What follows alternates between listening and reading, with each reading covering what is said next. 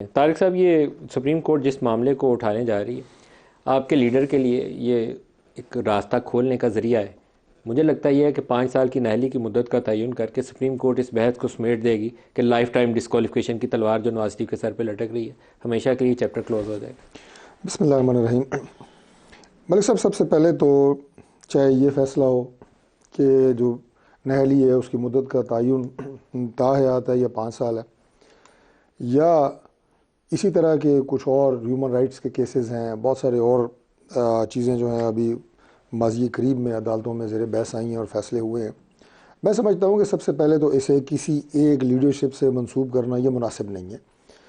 اب جو روڈ آپ کے گھر کو جاتی ہے، میں مثال دے رہا ہوں، اب اگر وہ روڈ پکی ہو جائے تو کوئی کہنے والا کہہ سکتا ہے کہ یار شاید ندیم ملک کی ڈاکٹر طارق سے دوستی تھی تو ملک صاحب نے کرائی ہے، بھلے کرائی بھی ہو، لیکن ندیم ملک اکیلے وہاں سے نہیں گزرتے، وہاں سے ہزاروں لاکھوں لوگ دن میں گزرتے ہیں، وہ سب کا فائدہ ہوتا ہے۔ اس لیے اس کو منسوب کر دینا جناب کہ ایک بندے کا فائدہ ہو رہا ہے، پہلی بات تو یہ مناسب بات نہیں ہے۔ دوسری بات، جیسے آپ نے اپنے پروگرام کی ابتدائی گفتگو میں کہا کہ اس سے زیادہ ہیونیس کرائم، سنگین جرائم موجود ہیں، اور ابھی آپ جو آبزرویشنز بھی آنریبل ججز کی بتا رہے تھے، ان کی نااہلی کی نہ کوئی مدت ہے نہ کوئی تعین ہے۔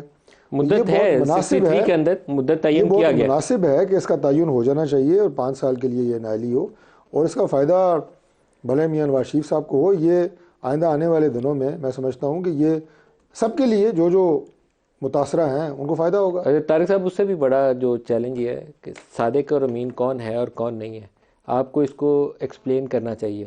صادق اور امین کی جو ٹرو ڈیفینیشن ہے اس کے اوپر تو آج جج صاحب نے کسی نے شاید چیف جسٹس نے اس کے اوپر بولا بھی ہے، پاکستان کا کون سا پولیٹیشین ہے جو صادق اور امین کی ڈیفینیشن کے اوپر پورا ہوتا تھا؟ کوئی ایک نام بتائیں۔ وہ لوگ جو عمران خان کے پیچھے بڑے دیوانے ہیں وہ بتائیں کہ صادق اور امین عمران کو قرار دیا جا سکتا ہے؟ اتنی کنٹروورشل ججمنٹ ہے، اتنی کنٹروورشل یہ کلوز ہے، زیادہ اور کی ایڈ کی ہوئی ہے، ہمیں اس کو وضاحت کرنے کی ضرورت ہے۔ طارق صاحب جواب پورا کر لیں۔ میں بالکل اس بات کو مانتا ہوں کہ باقی جتنے بھی محکمے ہیں اور ان کی اعلیٰ ترین عہدوں کے اوپر جو شخصیات آتی ہیں، حلف اٹھاتی ہیں، ان کی جو ریپریمانڈ ہے اس میں کسی جگہ کے اوپر اس طرح کی کوئی شک نہیں ہے، کیونکہ یہ شک ایسی ہے کہ آپ کسی کو کسی بھی وقت پکڑ کے آپ اس کو ڈسکوالیفائی کر سکتے ہیں۔ یا تو اس کو آگے اس کو کچھ کر دیں نا، اس کی وضاحت کر دیں کہ صادق اور امین وہ کہلائے گا جس نے کوئی بہت بڑا دھوکہ کیا ہے، فراڈ کیا ہے، اور وہ ثابت ہو، اس کو ثابت وہ عدالتوں میں ثابت ہو، وہ بندہ کنوکٹ ہو، اس کے بعد یہ کہیں کہ یہ جو صادق نہیں ہے یا امین نہیں ہے۔